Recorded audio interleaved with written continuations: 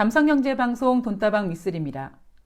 제가 얼마 전 방송에서 여러분들한테 여러분 패턴에 조심하셔야 됩니다. 속으시면 안 됩니다. 라고 말씀드린 적이 있습니다.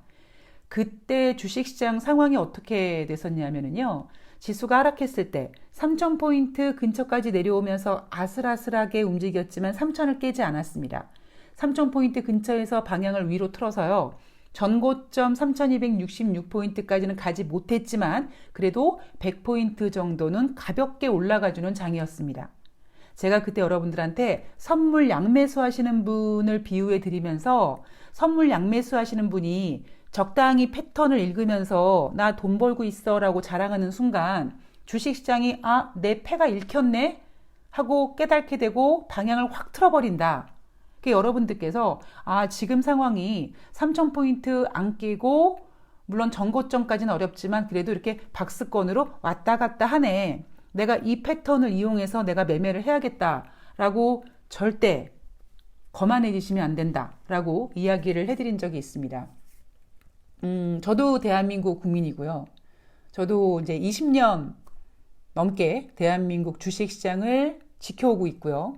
그리고 글쎄요, 아마 지금까지 지켜온 시간보다 앞으로 지켜갈 시간이 더 많을지 모르겠습니다만 어쨌든 그동안 제가 주식시장을 지켜보면서 방송에서 여러분들께 여러분 대한민국 증시는요 허접하고요 후지고요 그렇습니다.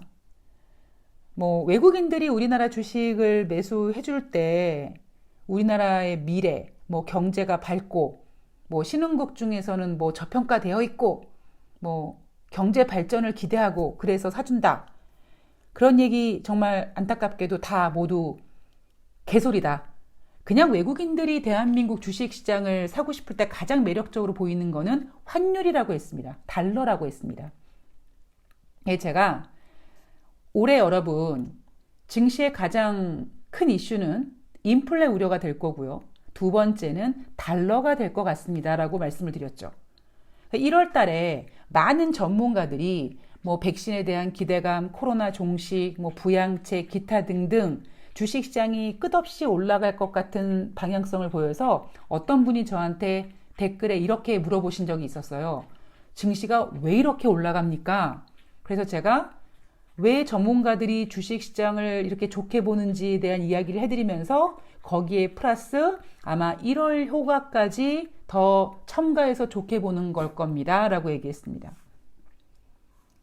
근데 여러분, 지금 3월 이제 중순을 향해 달려가고 있잖아요. 지금 어떤 상황이 전개되고 있습니까? 정말 인플레 걱정하고 있고요. 달러 걱정되고 있습니다. 외국인들 주례장창 팔고 있습니다. 제가 앞서 방송에서 전문가들한테 아니 지금 와서 달러 걱정하냐고 제가 그런 얘기 했죠.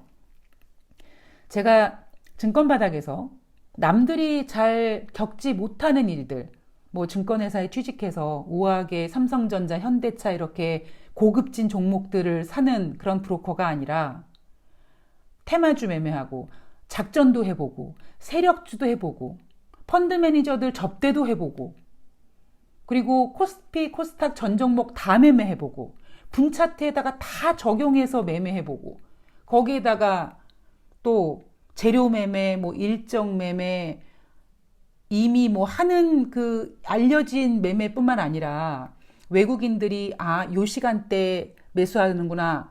그 매수하는 내용이 HTS 하단에 이렇게 딱 뜨면 그 종목이 한 3% 뛰는구나. 저는 정말 별의별 짓을 다 해봤거든요. 그래서 제가 내린 결론이 뭐냐면 그냥 주식시장은 개인들이 호구가 될 수밖에 없는 장이다. 라는 것이 저의 결론입니다. 그래서 어쩌면 제가 돈다방 미쓰리 방송을 하면서 아니면 제가 정확하게 2006년부터 제가 증권 방송을 했고 2010년부터 제가 이제 프리랜서 경제 방송인으로 활동을 하고 있는데 저의 방송 컨셉은 그거예요. 뭐 마치 개인 투자자들을 위한 뭐 여전사 같은 느낌? 제가 또 거기다가 약간 그 이미지를 뭐 안젤리나 졸리에다가 껴붙여가지고 안젤리나 졸리와 똑같이 나이가 똑같고 뭐 키가 똑같고 뭐 해가지고 제가 개인 투자자들의 뭐 여전사 이런 컨셉으로 좀 방송을 하고 있는데요. 뭐 사실 그것도 좀 웃기는 얘기고요. 진짜 저는 주식시장을 보면서 제가 매번 그러죠. 아, 또 개인이 당하겠구나. 예, 뭐 동학개미? 아이고, 어쩌면 좋아. 제가 이 얘기 계속 하지 않습니까? 자, 이제 우리는요, 3,000포인트가 어느 순간에 이제 저항선이 되고 있습니다, 여러분. 지금 화두가 뭐라고요? 달러라고요. 그리고 달러가 왜 달러라고요? 지금, 예, 제가 오늘 방송에서 여러분들께 전해드리려고 내용을 준비했는데, 지금 중국이 뭐 준비하고 있다고요? 예, 화폐 전쟁 준비하고 있다고요. 제가 여러분 정신 번쩍 차리셔야 된다고 말씀드리잖아요. 사실 저는요, 개인적으로 이제 이렇게 하락해서 어느 정도 되면 이제 뭐 기관들 로스컷 나오고 개인들이 이제 나 이제 주식은 안 되나 봐 그러고 막 다 털고 나가면 저는 오히려 그런 장이 좋습니다. 제가 앞서 말씀드렸죠? 지금 이미 주식시장은 대선 테마 관련주들이 막 지금 작업 걸고 있고 하는 상황이기 때문에 저는 오히려 예, 그렇게 고급지게 삼성전자가 지수를 이끌고 그런 장은 맞지 않고요. 이제 지금부터 시작하는 장이 저한테는 딱 적성에 맞는 장입니다. 그래서 제가 정말 방송 때려치고 정말 본격적으로 한번 전문가를 한번 공개적으로 활동해봐라고 생각이 들 정도로 이제 정말 저에게는 되게 재밌는 장이 펼쳐질 거예요. 근데 여러분 제가 뭐 그 전에 뭐 2016년도에 뭐 금리를 4번 인상한다고 했는데 웃기는 소리 하지 마라. 뭐 한 번 인상하면 잘한다. 뭐 트럼프 대통령이 재선 안 된다. 미쓰리가 점쟁이 빤스를 훔쳐 입고 뭐 마친 내용들 다 집어치우고 최근 들어서만 제가 6개월 동안 방송을 쉬고 어금니 꽉 깨물고 다시 나타났을 때 제가 여러분들한테 딱 던진 화두가 뭡니까? 인플레, 달러입니다. 저는 그런 마음으로 지금 주식을 하고 있거든요. 여러분들께서 정말 요즘 계속 뉴스에 나오면 뭐 증권 전문가들한테 리딩 맡겼는데 뭐 돈 맡기고 뭐 손해보고 뭐 20년이 넘는 그 시간이 지나가면서요 달라질 게 없어요. 그냥 매체가 달라지는 거죠. 예, 매체가 조금 더 그 디지털다워야 되는 거죠. 달라질 게 없습니다. 그래서 제가 항상 말씀드리는 게 가장 중요한 게 뭡니까, 여러분? 예, 매매 원칙이고요. 증권 계좌에다가 돈 넣고 주식해서 빨간불이 들어왔어요. 내가 평가 손실이 아니라 평가 손익이 생겼어요.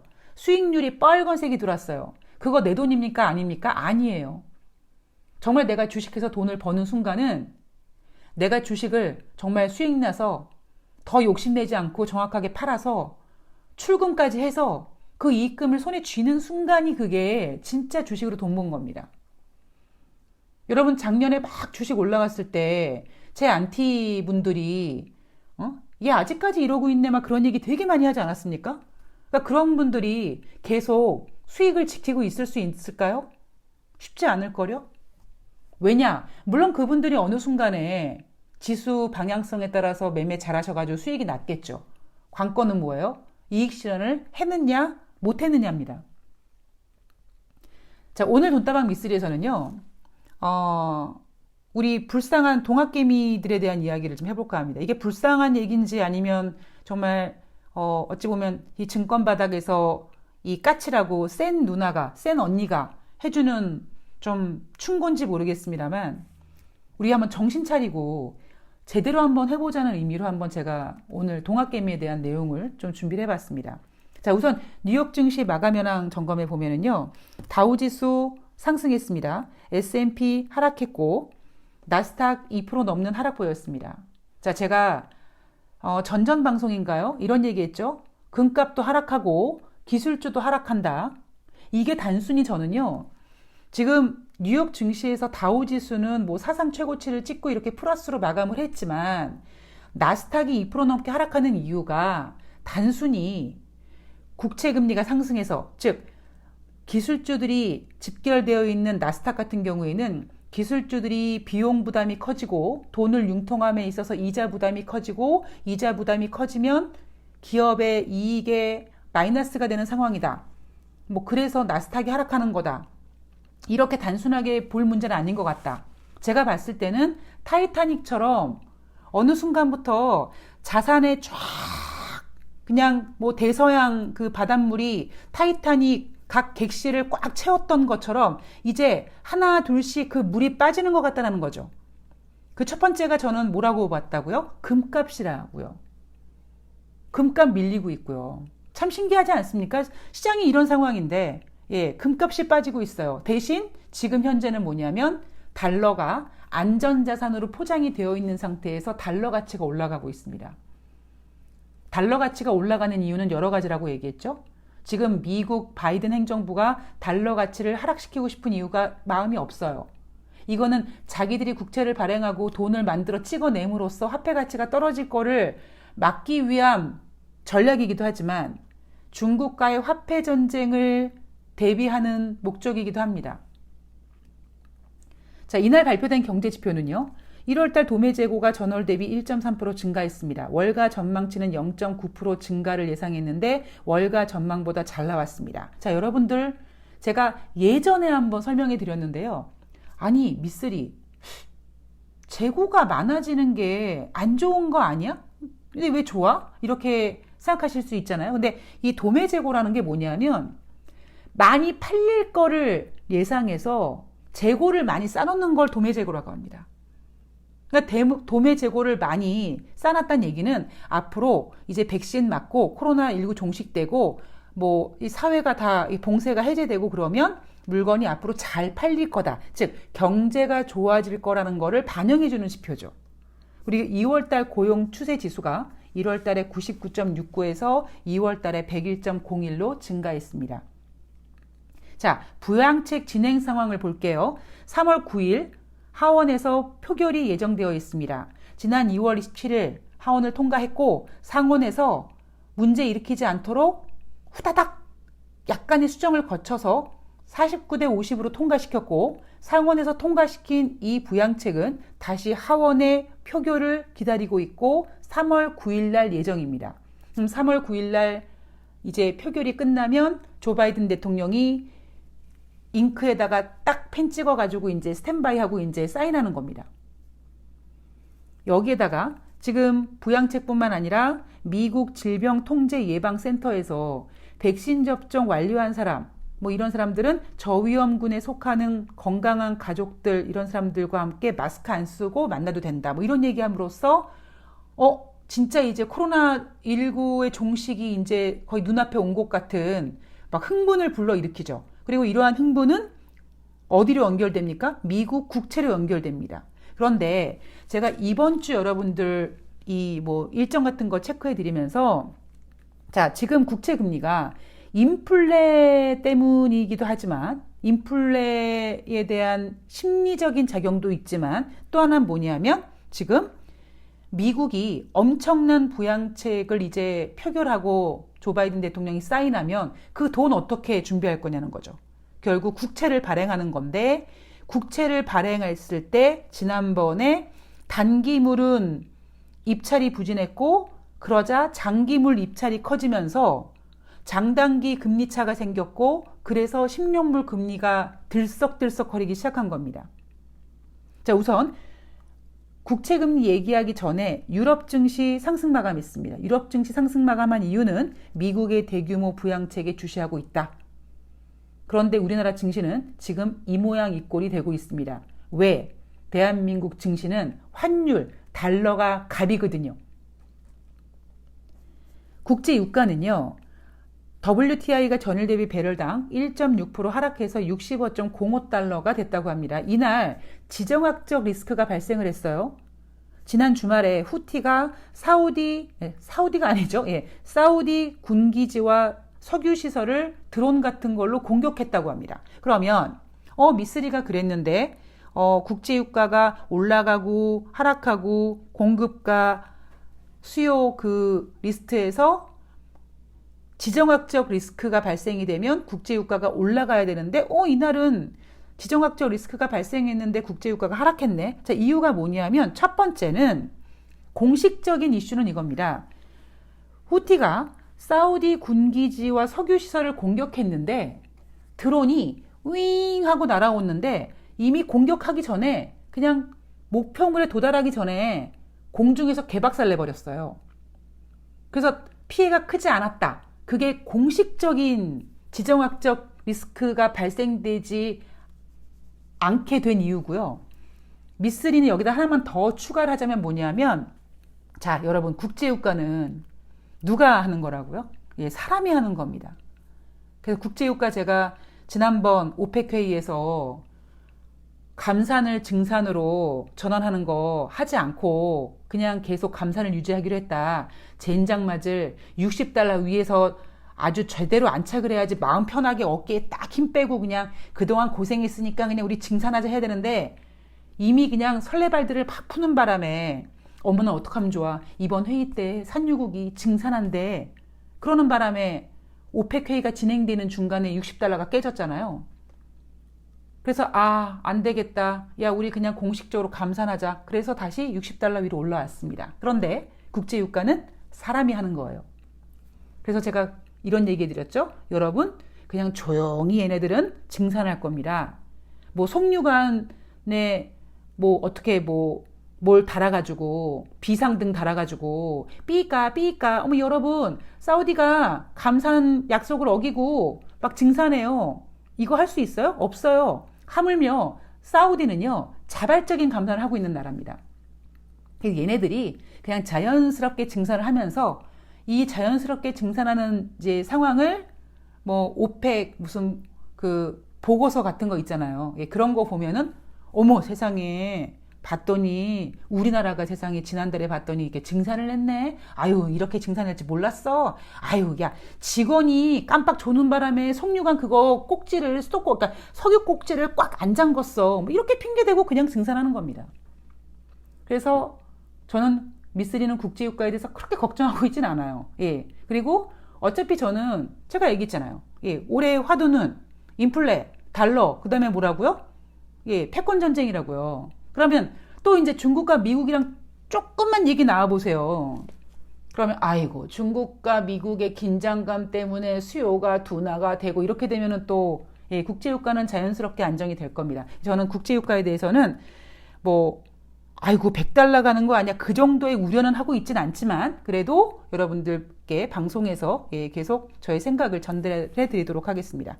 자, 국채 발행 얘기를 좀 돌아가 보면은요, 오늘부터 그러니까 3월 9일부터 현지 시간 1200억 달러 규모의 국채를 발행합니다. 3년 만기물이 580억 달러치, 10년 만기물이 380억 달러치, 30년 만기물이 240억 달러치입니다. 자, 여기서 우리가 이제 국채 수익률이 상승하면 어떻게 하지 걱정하고 있잖아요. 자, 이렇게 미국이 1200억 달러 규모의 국채를 딱 발행했는데 채권자들이 사주지 않는다. 그러면 채권 가격은 떨어지고 반대로 수익률, 즉 국채 금리는 올라가는 겁니다. 그러니까 가장 좋은 거는 3년 만기 물 580억 달러가 불티나게 팔려야 돼요. 그리고 저는 개인적으로 이렇게 국채가 불티나게 팔리게끔 하기 위해서 달러를 안전자산으로 포장하고 가격을 안 내리고 있다고 생각합니다. 지난 2월 25일 날 7년 만기 국채, 단기채입니다. 이 국채 620억 달러를 경매에 붙였는데 이 7년물짜리가 낙찰이 부진했어요. 그러자 7년물은 부진했지만 10년물의 수요가 몰리면서 22일 날 1.4%짜리였던 10년물 금리가 3월 3일에는 1.6%까지 상승하는 상황이 전개가 된 겁니다. 자, 그럼 잘 생각해 보세요. 제가 지금 왜 달러가 강세가 될 건지, 그러니까 지금 현재 얘기하는 게 아니라 제가 연초부터 작년 말부터 여러분 2021년 화두는요, 인플레와 달러예요. 왜 달러냐 하면은요, 쭉 제가 이유를 언급드렸을 때 하나만 더 추가하자면 지금 이렇게 미국이 국채를 발행하는데 미국 국채가 뭡니까 여러분? 나라의 채권이에요. 가치가 떨어지면 안 됩니다. 돈을 엄청 푸는데 가치가 떨어지지. 그걸 방지하기 위해서 지금 달러가 강세 기조가 지금 진행이 되는 거고요. 그랬을 때 가장 좋은 그러니까 가장 좋은 시나리오. 이번 주에 이제 10년물 국채가 이제 주식시장에서 큰 문제를 일으키지 않을 수 있는 거. 그러면 이번 주에 제가 소비자 물가지수 발표된다 그랬죠. 소비자 물가지수가 전월 대비 부진하거나 예상치를 겁나 높게 만들어가지고 뭐 아유, 예상치보다 부진했어. 라든가 아니면 전월 대비 뭐 미비하게 좀 증가됐다든가 이거고요. 아니면 또 하나는 이렇게 국채 입찰 중에서 어차피 달러 강세니까 달러 강세가 뭡니까? 아, 미국 괜찮아 이거거든요. 그러면 미국의 단기물 국채가 입찰이 잘 됐을 때는 굳이 10년물 국채 금리가 출렁출렁거리지 않죠. 지금 연준 의원들은요, 여러분, FOMC 회의가 열릴 때까지 입에다가 자물쇠를 취한다. 그래서 여러분 이번 주 내내 혹시 뉴욕 연방은행 총재가 뭐라고 안 그래? 세인트루이스 연방은행 총재가 뭐라고 안 그럴까? 이런 얘기 기대하실 수가 없습니다. 대신 연준 의원들이 잠든 사이에 누가 국채 금리를 토닥거리고 있냐면 바로 제닛 옐런 재무장관입니다. 1조 9천억 달러 부양책이 인플레이션으로 이어지지는 않을 것이다. 코로나19 이전에 물가가 너무 높기보다는 너무 낮았다. 뭐 이렇게 얘기하면서 토닥거리고 있습니다. 바로 이 제닛 옐런 재무장관이 재무장관으로 임명된 순간 첫 마디가 우리는 약달러를 원치 않는다고 했다고요. 자, 제가 오늘 썸네일을요. 투키디데스 사진을 올렸습니다. 이분이 펠로폰네소스의 전쟁사를 지은 저자죠. 예. 역사가입니다. 근데 이 투키디데스가 어떤 의미를 갖고 있냐면 기존의 패권국과 새로 떠오르는 강대국 간의 충돌이 불가피하다는 뜻이라고 합니다. 자, 여러분 무슨 의미인지 아시겠죠? 미쓰리가 생각하고 있는 게 뭡니까, 여러분? 코로나19가 종식되면 세계 경제가 겁나게 좋아진다? 아니요. 지금은요, 건강이 우선이기 때문에 일단 코로나 종식시키고 그 다음에는 지난번에 트럼프 대통령이 쏘아올린 무역관세 전쟁, 패권 전쟁 1라운드 조 바이든이 이제 바통을 이어받을 겁니다.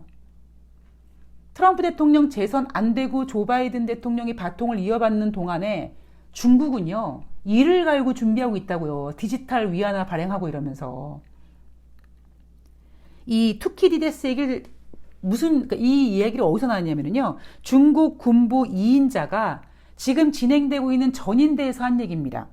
국경 문제에 직면해서 군이 역량 강화의 속도를 내야 된다. 뭐 그렇다고 중국이 미국에다가 미사일 쏘고 그러진 않겠지만 여러분 이 문장만 봐도 아, 중국과 미국이 이제 이 코로나19만 종식되면은 패권 전쟁 하겠구나. 그리고 이거는요. 그냥 운명적인 거라니까요.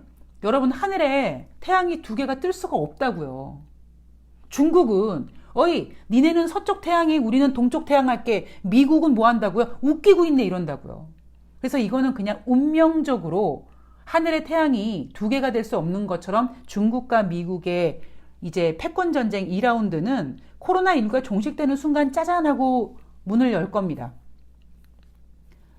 자, 제가 오늘 동학개미에 대한 얘기 해드린다고 했죠? 제가 동학개미에 대해서 별로 그렇게 그냥 어머 대단해 이렇게 얘기 안 하잖아요. 아휴, 무슨 또 동학개미라고 또 이름을 전화가지고 동학개미, 서학개미. 정말 제가 봤을 때는 정말 웃기는 소리거든요. 정말 무슨 동학개미고 서학개미고 그럽니까? 자, 근데 재밌는 사실은요. 이 동학개미를 이렇게 부추겨요. 어떻게 부추기냐면 여러분 지난번에 그 미국의 게임스톱이라는 회사 뭐 공매도 때문에 뭐 하여튼 지랄 연병했잖아요. 그러자 우리나라에서도 공매도가 화두가 됐습니다. 그러자 동학개미가 들고 일어섰다고 합니다. 근데 이번에는 그러니까 지난번에는 공매도 가지고 난리 치더니 이번에는요. 국민연금 너무 주식 팔아대고 있다라고 난리를 치고 있습니다. 누가? 한국주식투자자연합회가 국민연금의 과매도를 비판했다고 합니다. 근데 정말 미쓰리가 진짜 정말 예 웃기는 소리예요 이거. 왜냐하면요. 여러분 제가 돈다방 미쓰리 6년째잖아요. 아마 돈다방 미쓰리 오래 방송 들으신 분은 제가 국민연금이 국내 주식 비중을 줄이고 해외 주식에 눈을 돌린다. 해외 주식의 비중을 늘린다. 이런 내용 나왔을 때 제가 국민연금을 겁나게 까댄 적이 있습니다. 국내 주식도 제대로 못하면서 무슨 외국 주식 사냐고. 그러니까 이거는요. 국민연금은 이미 몇 년 전에 국내 주식 비중을 줄이고 해외 주식 비중을 늘리는 게 이렇게 어찌 보면 약관처럼 되어 있는 겁니다. 그래서 2020년 말 17.3%, 2021년 올해 말 16.8%, 그다음에 2025년에는 15%까지 비중을 낮추기로 되어 있습니다. 자, 국민연금은요. 제가 이 내용도 몇 년 전에 방송에서 다 해드린 얘기예요. 국민연금이 대한민국 주식시장에서 리더가 될 수 있느냐? 안 돼요. 불가능해요. 국민연금의 역할은요. 주식시장이 겁나게 하락했을 때 그냥 국민연금, 뭐 우정사업본부, 국민연금 뭐 몇천억 집행해가지고 한 몇천억 원이 그냥 밑에서 쫙 한번 사주면서 그냥 지수를 지탱하는 정도. 그거지 국민연금이 지수를 리드하지 못합니다. 그런데 지금 개인 투자자들이 일명 동학개미라고 하는 그 집단이 무슨 큰 힘을 발휘하는 것처럼 뭐 공매도 때문에 주식을 못하겠다. 지금은 연기금 때문에 주식을 못하겠다라고 막 여론몰이를 하는 거죠.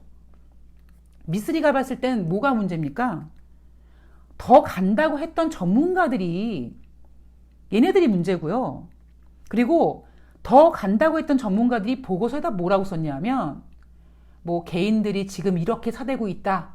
그러면서 하는 얘기가 뭐냐면 이번 개미들은 전번과 다르대요. 근데 제가 그랬죠? 여러분 다를 거 하나 없어요. 똑같아요. 물론 다른 게 하나 있긴 해요. 뭐가 다르냐 하면 금액이 커졌죠. 손실 금액이 커졌죠. 왜? 예전에는 이렇게 주식시장 규모가 크지 않았으니까 개인 투자자들이 뭐 동학개미라는 그런 것도 없었습니다만 예전에 제가 지금 시간이 없어가지고 이 얘기를 다 못 해드리는데 예, 제 입에서 이 대한민국 이 개인 투자자들이 하여튼 당했던 스토리 나오면요 정말 조선왕조 실록 정도는 될 겁니다. 여러분 2008년도 2007년도에 적립펀드 그때 막 기관들이 사가지고 주식 올리고 막 그랬을 때 전문가들이 뭐라고 했습니까? 아 예전과는 다르다며요. 다르긴 개뿔? 아니에요. 이번에 뭐 동학개미 예전 개미와 다르대요. 똑같아요. 제가 늘 그러잖아요. 제가 20년 넘게 주식시장을 이렇게 버티고 있어 보니까 이게 이제 물갈이가 한번 쫙 되면 그래 이제 뭔가 이제 많이 바뀌고 그랬으니까 조금 다른 체질이 약간 좀 개인들이 바뀌겠지? 하나도 달라지는 게 없습니다. 똑같습니다. 근데 이번 개미들은 다른 게 하나 있어요. 손실 금액이 큽니다. 아마 제가 이 얘기하면 고개를 끄덕거리시는 분들이 계실 거예요. 예전 개미들과 지금 개미와 틀린 이유? 예, 손실 금액이 큽니다. 예전 개미들과 다르다. 앞으로 더 갈 수 있다라고 노래 불렀던 전문가들을 탓해야죠. 뭐 힘도 없는 연기금을 왜 좁니까? 뭐 그렇게 해서 뭐 국민연금이 바뀌어요? 안 바뀌어요, 여러분. 여러분 사람 잘 안 바뀌는 거 아시잖아요. 예, 안 바뀝니다. 개인들도 안 바뀌고요. 뭐 공매도 막 아무리 시끄럽게 해도요. 공매도가 여러분 주식시장의 체질을 바꾸지 못합니다. 자, 주식은요. 이제 앞으로 제가 아까 방송 초반에 뭐 3,000포인트가 이제 뭐 이제 저항선이 될지도 모르겠다 이런 말씀 드렸는데 이제 어느 순간 되면 예, 이제 개인들이 이제 하다 안 돼서 이제 포기하는 물량이 나옵니다. 저는 솔직히 그때를 기다리고 있어요. 왜? 제가 부산행 얘기해드리죠. 부산행 영화 마지막 편 얘기해드리죠. 마지막 그 장면 얘기해드리죠. 예. 제대로 된 종목들이 올라가려면 개인들이 많이 붙으면 종목이 절대 올라갈 수가 없습니다. 제가 오늘 또 반복하자면 여러분, 예. 정신 바짝 차리시고요. 제일 중요한 건 본인의 투자 원칙이고요. 누구 원망할 필요도 없습니다. 그리고 전문가는 없다고 제가 얘기해드리죠. 그냥 저는 그냥, 예, 제가 전문가를 해야 되는데, 그냥 이놈의, 그냥 그 방송에 맛을 들여가지고, 그냥 증권경제방송에서 그냥, 예, 그냥 경제방송에 나갈 때마다 제가 그냥 시청률을 그냥 잡아먹는 사람이 되는 바람에 방송에 재미를 붙여가지고 지금 이거를 못 놓고 있는 상황이기 때문에 이런 거죠.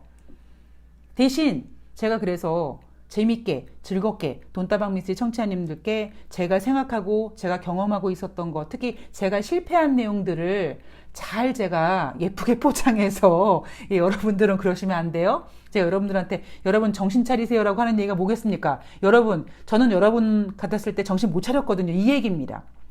여러분들이 제발 당하지 않게, 좀 덜 당하게. 제가 악재 점검해드리면서 그랬죠? 뭐 남자친구 얘기해드리면서 뭐 바람 양다리 걸치는 새끼 막 이런 얘기 다 해드렸잖아요.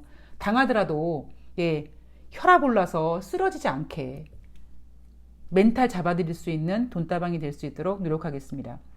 자, 앞으로의 전개 상황은 제가 앞에 방송에서 이번 주에 일정 보면서 뭐 소비자 물가지수라든가 뭐 이런 거 체크해 드렸고요. 저는 주식과 20년 넘게 연애하면서 지금 주식의 관심은 국채가 아니라 다른 거에 있다라고 분명히 말씀드렸습니다. 자, 미리 대응하고 미리 준비하고 그리고 경제는 항상 한 걸음 멀리 보는 그런 돈다방 미스리가 되기 위해서 더욱더 좋은 내용으로 찾아뵙도록 하겠습니다. 좋아요, 구독하기, 사랑스러운 댓글, 뭐 저를 사랑한다는 댓글도 올라왔는데 왜 사랑하는지에 대한 그 구체적인 얘기가 있어야지 제가 그 프로포즈를 받아줄지 안 받아줄지 고민해 보도록 하겠습니다. 자, 힘내시고요. 저는 다음 방송에서 뵙도록 하겠습니다. 고맙습니다.